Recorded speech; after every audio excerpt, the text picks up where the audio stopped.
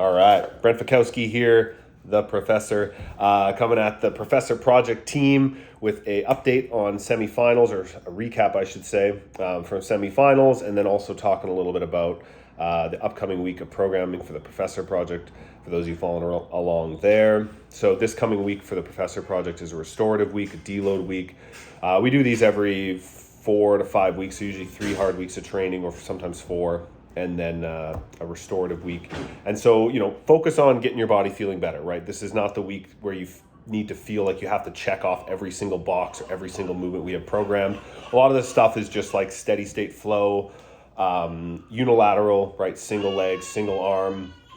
Use it as an opportunity to make sure your body's feeling good and you're feeling re-energized for next Monday. That's like priority number 1, whatever that needs to look like.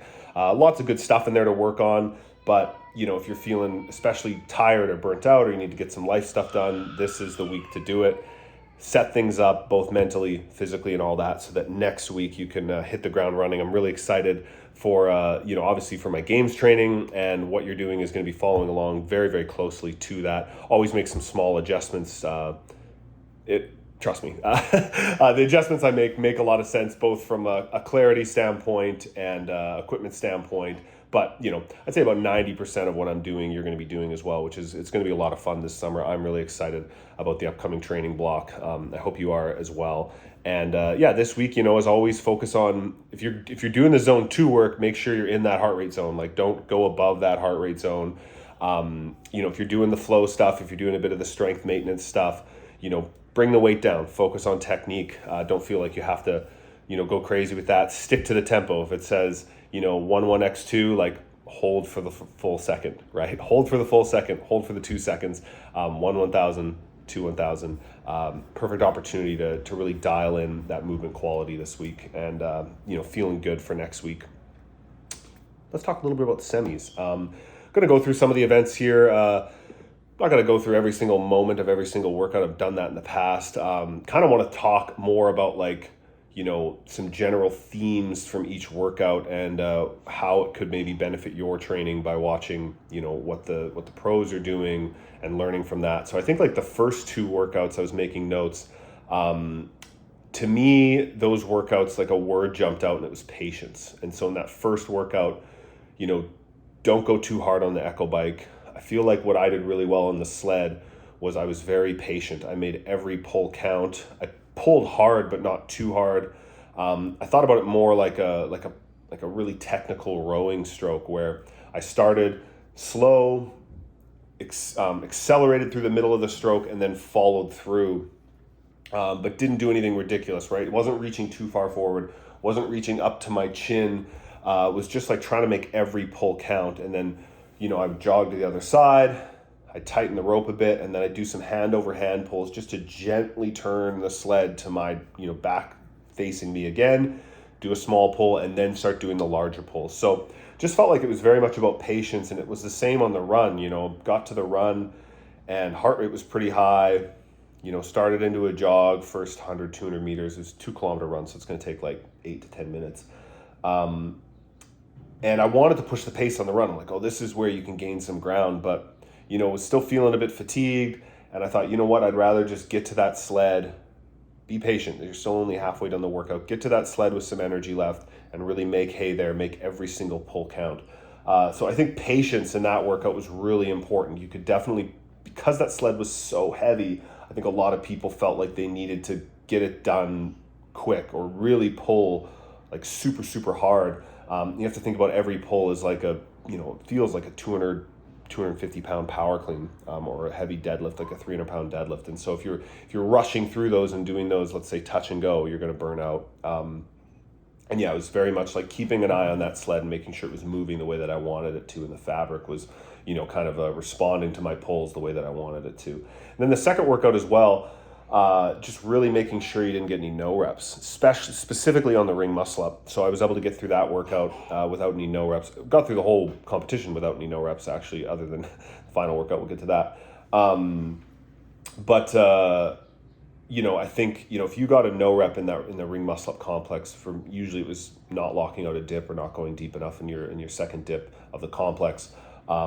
Huge amount of time. Not only does that whole rep take like 8 seconds, but that added fatigue adds up to probably, who knows, like anywhere from 2 to 5 burpees just for that one no rep, which is a lot of places on the leaderboard. So being patient in that complex, and I know I felt around me, other athletes were getting through the complex quicker than me. Some of them a little shorter, so they're going to obviously cycle a little faster than me anyway.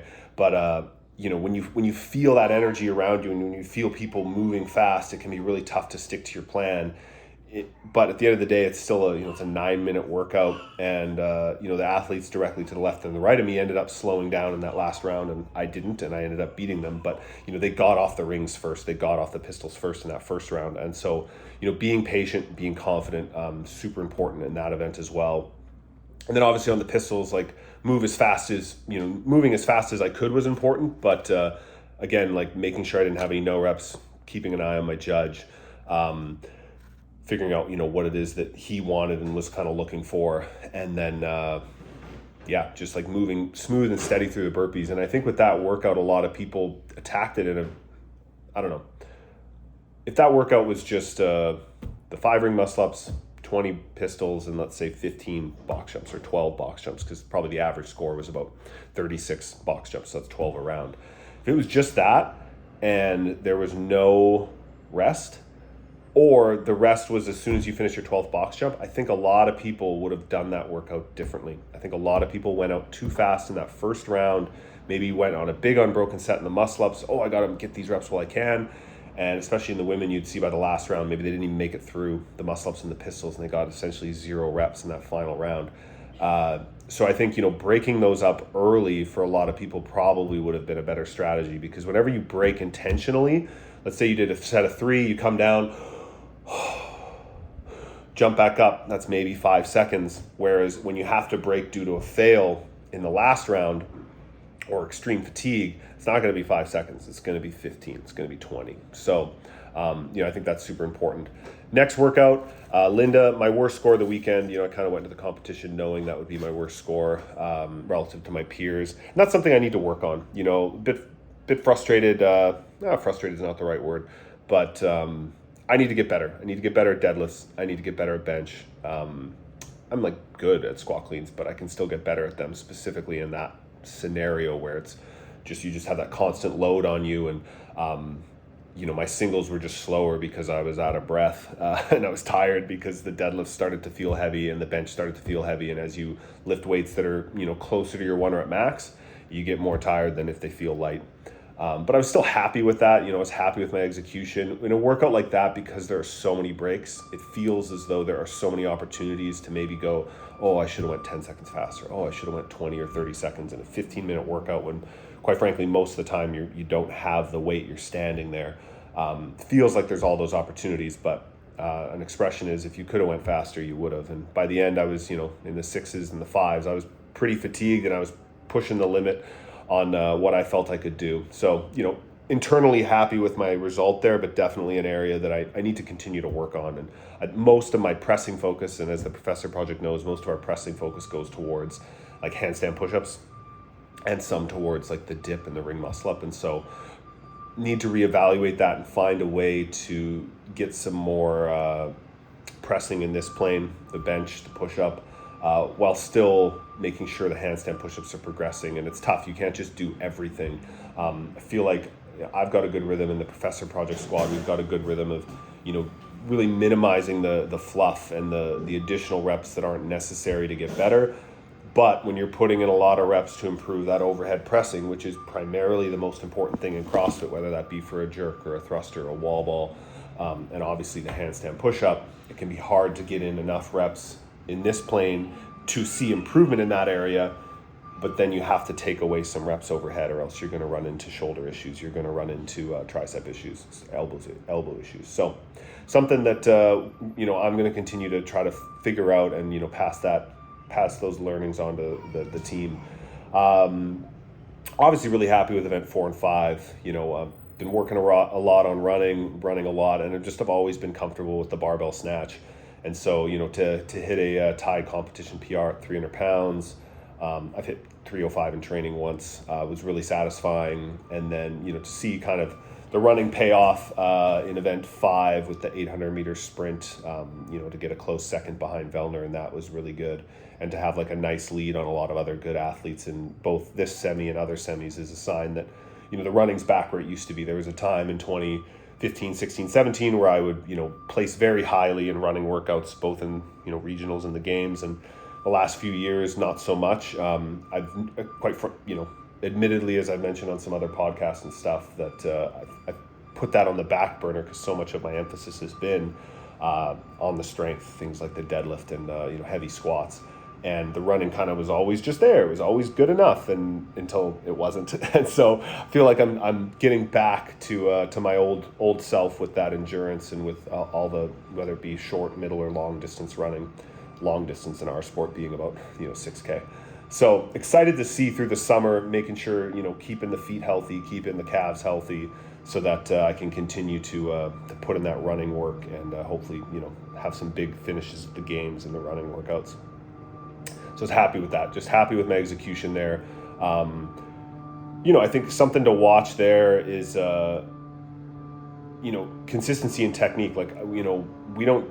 The Professor Project and even myself, we don't do a lot of heavy lifting under fatigue, because I don't think it's really that important. What I think matters is whenever you do lift, you lift with very good technique and you improve your technique. And so with my snatches, I didn't miss any lifts. They all looked really solid, and you could see other athletes, failing lifts and panicking and, having to redo their strategy. And it obviously gets really stressful when you start missing lifts. You have to start making pivot points. And so, making quick decisions on whether you go up or stay at that same weight.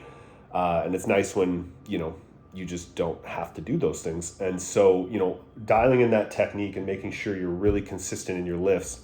And if you are, and your technique is consistent and you are fit, you will be able to lift when you're tired.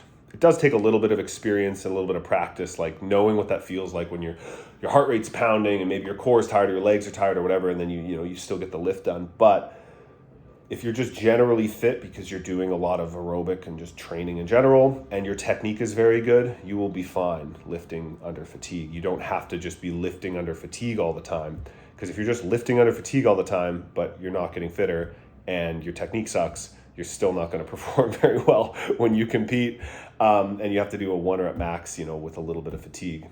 The second point to that is, I didn't run very fast in that opening 800, which I think some people ran quite quickly to get to the bar sooner, but by the time I hit my second lift, I was pretty much hitting my second lift with all those athletes anyway. So, I'd rather kind of slowly jog and immediately lift 1, 2 and be done with those, as opposed to sprint and then take 30 seconds to catch my breath, lift, another 45 seconds to catch my breath, lift, and then you're kind of in the same spot, but your heart rate and your probably is a little higher, and your legs are probably still more pumped up from all the running and running at that higher speed. So something to consider when you are, doing a competition that essentially has like a meaningless buy-in before a 1 rep max, if that's something that's not very common. But often, slower in that is going to be best. Being able to jog, let's say if it's a buy-in run, just jog straight into the gym, take 2 deep breaths, a little bit of chalk, put on the belt and go, within 15 seconds, as opposed to sprinting the run, coming in and taking a full minute off. To me, that makes more sense, and, logically at least. So, something to keep in mind. And it will be exciting, to go back maybe and watch those semis and see, which athletes chose which strategy and how that paid off in that event. And then obviously in the event after that.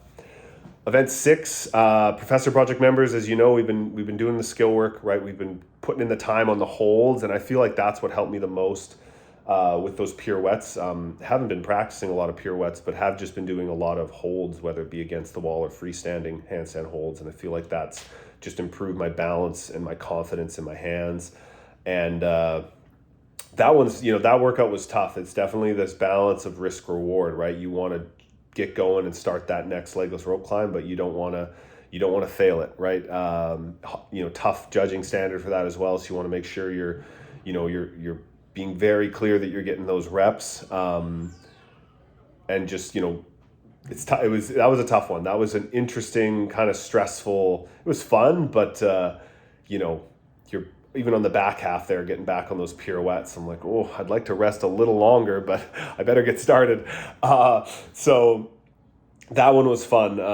And then even, on the row, like you're kind of catching your breath on that row after the pirouettes. And it's like, oh, if I can row 5, 10, 15 seconds faster, I want to do that, but also I need to make sure I save enough energy to get these overhead squats and pump those out quickly and without my shoulders giving out. That workout definitely by the end of it rewarded overhead stability. And I know I've said this before, but probably the two things that are the most over-tested in CrossFit. The first by far is overhead stability. Overhead mobility, shoulder external rotation, whatever the hell you want to call it. Basically, can you put your hands here and or here, have them straight, hold weight overhead for an extended period of time? That's going to help in basically half of the movements you see at a competition, right? Not only the holding, but also even in the hanging movements. If you're doing a ring muscle up or a bar muscle up, you need to open into that arch position. And if you can't get into that position because your shoulders are tight, you're going to be leaking energy and having to create that somewhere else, maybe by overarching your knees or your back. So fortunate that I have strong shoulders, strong overhead position, and you definitely saw by the end of the weekend some of the athletes, all the bench we did, all the dips we did, shoulders were starting to give out in those last sets of overhead squats. And so, when you're training overhead stability or overhead mobility or overhead strength, all those things, endurance are just so important. So anything you can do to improve that position, strengthen that position, is always going to be time well spent. And the second one is grip strength endurance, but that usually just gets trained in the process of doing the thing, right? Like just doing touch and go power cleans, doing toes to bar, doing chest to bars, just that double overhand, and sometimes a bit of a regrip, whether it's chest to bars or power cleans. If you have issues with your grip, you're going to struggle in this sport, and if you have issues overhead, you're likely also going to struggle. So I think that's just a big reminder to anyone listening to this. If you plan on competing, that workout among other workouts is just like a reminder that that is just so paramount to success in this sport. You can have everything else, but if you struggle to hold weight over your head, or you struggle to be upside down when you're tired for an extended period of time, you're gonna always run into a workout at every competition or two that's you're gonna lose points. And the last workout, went into that with confidence. Wanted to take down Pat. We're basically tied going into the final workout. Didn't quite go my way. Was happy with my aggression. My execution wasn't as good as it could have been. Got no reps. I don't think I've ever been no repped on a toes to bar before. Got no repped on, I wasn't really counting, but anywhere from 4 to 12 in total. I don't know exactly how many, but I think 4 to 6 in the first set for sure. Which was frustrating, and just for the judge was saying that my feet weren't coming behind the bar, which maybe was true. There's no way to really know, and that's fine. I think the judge was being stern but fair, I guess is the word I'd use, and I wasn't able to rally back from that and push the pace. If you're trying to take down someone like Pat in a workout with toes to bar, an assault bike, and even sandbags, if you try to take down Pat in anything, you need everything to line up. You need to execute very well, and I did not. And so as soon as you give him a little bit of light, he's gonna find that opening, and he's gonna take it. You have to have a really good run to beat someone like that. So need to continue to practice those. Take some film of myself doing toes to bar, make sure I dial that in, and I need to practice on a lower bar as well. I need to get a little more familiar with that. I think I was a bit too optimistic that they would have the pull-up bars at the heights that they had at the CrossFit Games, but they lowered them again, and so something to work on for me, and then obviously some work there to be done for the PFA. But I don't really want to talk too much about that. It's really the equipment was set up in a fashion that I think I still could have succeeded, and I don't want to take anything away from Pat's performance as well, because he executed very well in the last workout, and it's easy to lose and say, oh, if this, then I would have. It's like, well, someone did, right? Someone did with all those things, and so it's less about Pat won. It wasn't that I lost, right? It was that Pat won. And so, excited for him, and but also more so excited about the summer. Excited to train, excited to, continue to improve and, lock down that kind of finishing performance that I know I need to have if I want to have a top finish at the games, because feeling very confident. Coach and I are really happy with how things are progressing, and I hope that the Professor Project members are excited for a big summer of training, because I know I am. That's it. Hopefully you enjoyed. A little rambly there. I'm going to get back to enjoying some sun. Talk later.